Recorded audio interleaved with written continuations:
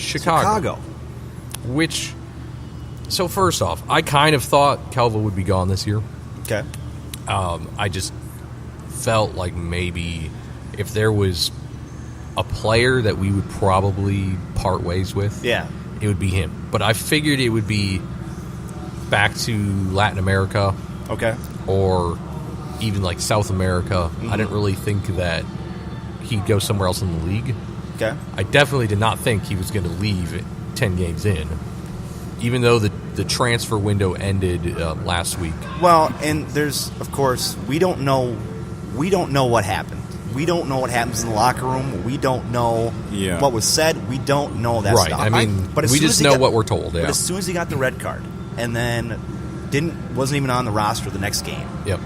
I thought something's and up. just to clear what you're saying, so he got the red card, so of course he wasn't going to be available the next game because of the red card. But the game he and could have then been the following game, the DC United game. Yeah, he could have been. He was not even on the roster. On the 18. Yeah. And so I knew there was something behind the scenes going on. Well, and then of course Adrian Heath was asked, and he made reference, and obviously this is a paraphrase.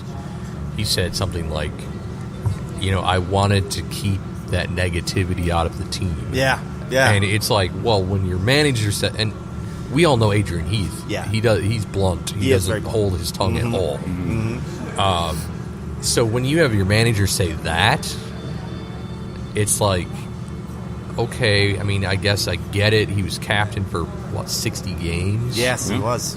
And then if you put him in the roster but not name him captain, that's going to be, he's probably not going to be happy about it.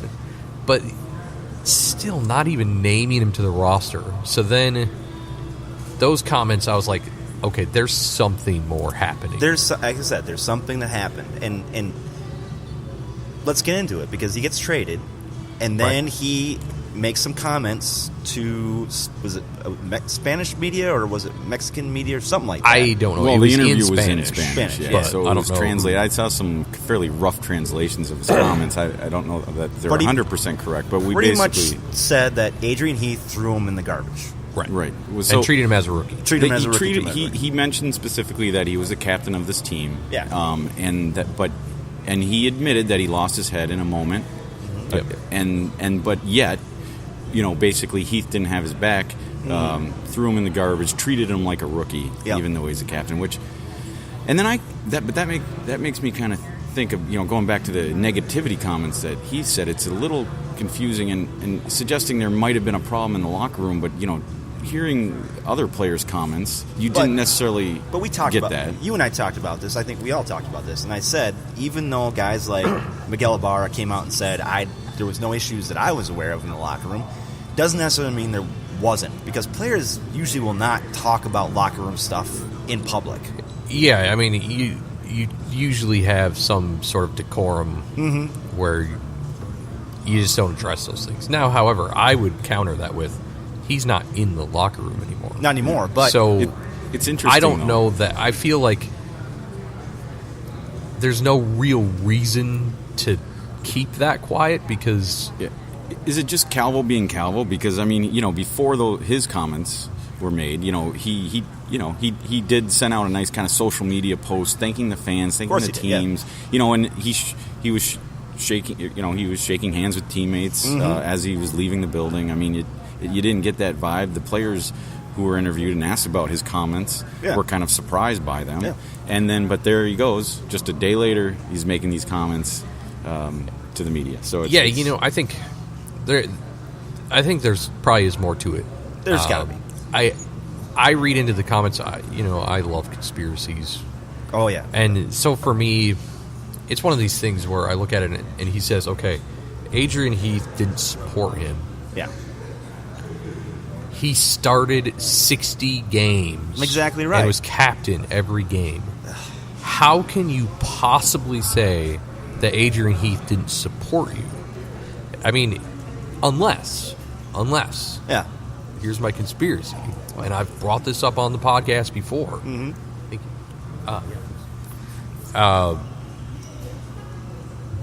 It's a question of, is there a chance that being Francisco Calvo, essentially the first marquee signing of this team. Yeah. Was Adrian Heath told to start him? Was he forced to play? Was Adrian Heath basically held at gunpoint? Yeah. Metaphorically. And said, you have to start him. And I brought this up leading up to the World Cup. I said, he had multiple mistakes back last season early on. He did? And I said, look, I have a feeling, in my opinion, he does well at the World Cup. Mm-hmm. They can sell him. Mm-hmm. He needs to play every possible minute leading up to the World Cup to stay fit and to do, and to possibly make an impact on the world stage so the team can make money off of him. And I know I got ridiculed a few times on Twitter about this, but for me, I think with Calvo's comments, putting aside the fact that he's kind of a hothead at times and says some dumb things sometimes, you have to wonder if there's something to that. I mean, Adrian Heath has said time and time again, you play yourself in and out of the lineup. That's right. And he holds pretty true to that, except for two players, Michael Boxall and Francisco Calvo. Yeah. Both of them are high-paid players, international spots. Mm-hmm. You can make arguments that, in a sense of logic, why would you sit international players? Because they're taking up a roster spot. Yeah. They're taking up a special roster spot. Mm-hmm. And you have to wonder, I mean, is there a chance that Calvo was saying the truth? Yeah. That Adrian Heath never wanted him to play because Adrian Heath isn't a dummy and can see the mistakes he's making, but he was being forced to play. And that could be true, and I get there's a little bit... and we'll never know. We'll never know that. Okay. But let's go back to his interview, okay? I guess he pissed me off a little bit with the interview thing. You get traded, you go to the new team, and you say things nice to me. I said, I had a great time in Minnesota, love all the people there. You don't air dirty laundry like that. Well, right. You don't. And guess what? I would have respected the guy if he had gone to Chicago and said nothing but nice things about the Loons and whatever. But he goes and does that, and now, fuck him. I'm sorry. I'm just going to drop the F-bomb. Fuck him. Right. So it's ass to this game so much, though. I mean, now I want this team to beat the crap out of Chicago. I just want it to happen. Yeah. Right, and we can have a conversation about that. We're going to. It'll be interesting. I understand your frustration. You warned us ahead of time. You knew there was going to be a rant coming from you, and it pisses me off. It's frustrating. It's maddening, and that's how I would describe his play. It's maddening because early on in the season, he was a stalwart in our lineup and has been for 3 years. Early on in the season, with the new pieces that this team brought in to make the team much more competitive, which it is, obviously, you thought, I shouldn't speak for you, I thought Calvo was going to thrive. And I think in the first game was Vancouver, he drew a red card, which led to Minnesota's first goal in that game. Yep. And you just saw it, but he was attacking up the left side. He was aggressive, had good balls in, and obviously aggressive enough to create a foul in the box, but that's the kind of play that I was hoping to see, and I think even defensively, you saw signs of his good, brilliant play. I don't know if brilliant's the right word there, but then it's so maddening because then as the games wore on here, we're 10 games in, almost a third in.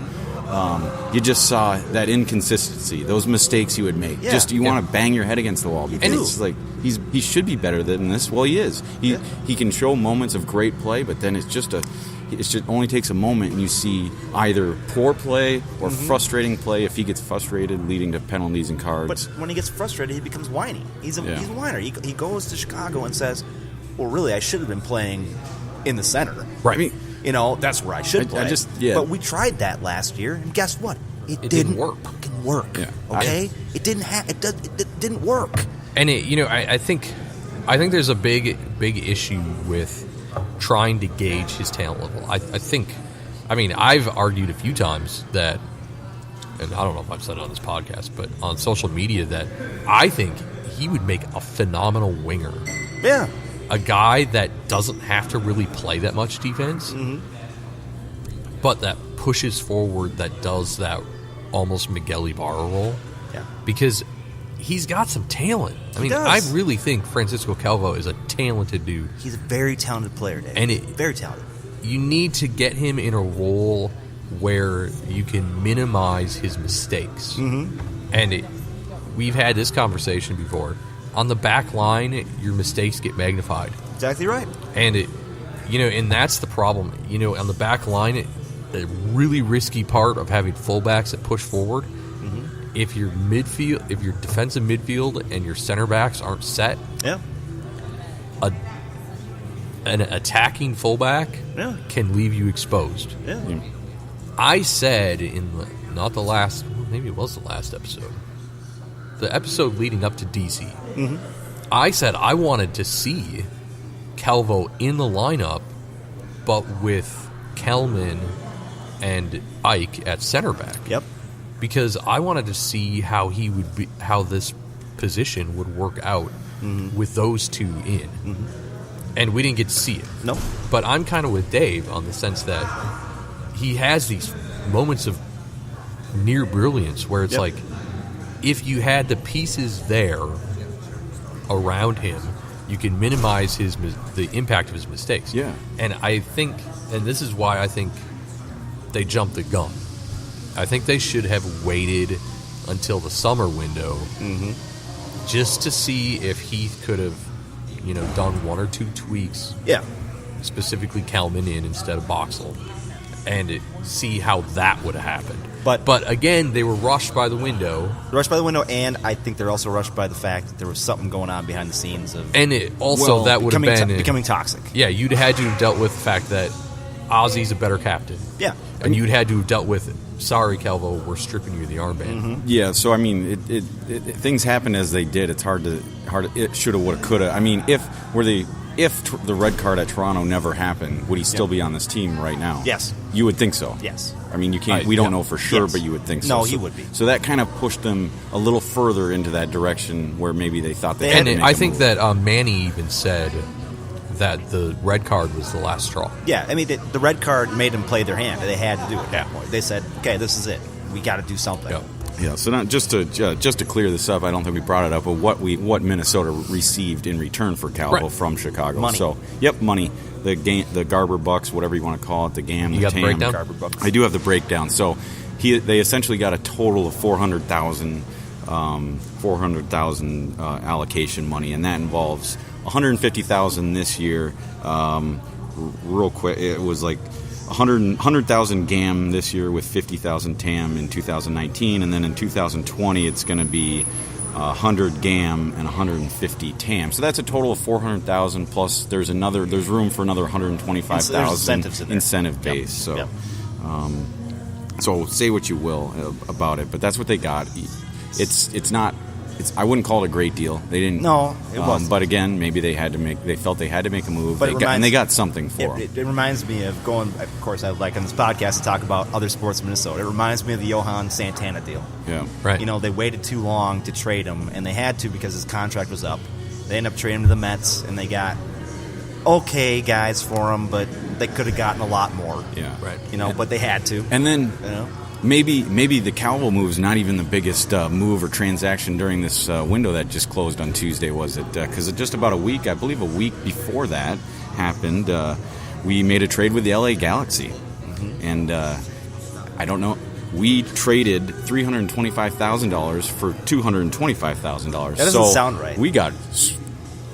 I mean, that doesn't sound like a fair trade to me, but no, in all seriousness... It does. It is. To somebody who doesn't know the details, it sounds ridiculous. You wouldn't give somebody $300,000 in exchange for $200,000. But no, it's the old... So Minnesota got $225 in GAM, general allocation money, for the $325 in TAM. Now, so with those two moves, that gives Minnesota some money to use. And they obviously didn't use it during this window, but certainly... And they said they wouldn't. Yeah.